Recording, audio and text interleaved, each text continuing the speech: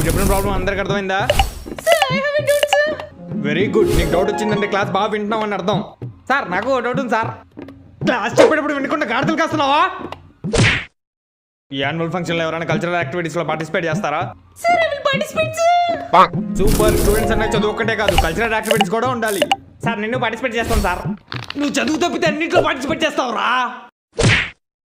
అన్నట్టు నేను ఇచ్చిన హోంవర్క్ అందరూ చేశారా? చేయడం వాళ్ళకి ఉండేది ఇప్పుడు. అయ్యో హోంవర్క్ చేయకపోతే ఏడవాలమ్మా, ఇవాళ కాకపోతే రేపు చేసుకోవచ్చు. సార్ నేను కూడా చేయలేదు సార్.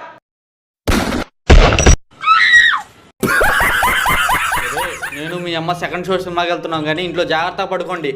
మేము సినిమాకి వస్తాము. రే మీరు సినిమా సగంలోనే పడుకుంటారా? లేదు మేము సినిమా మొత్తం చూస్తాం. సినిమా మొత్తం చూడకపోతే ఇద్దరిని కొడతా. A few minutes later.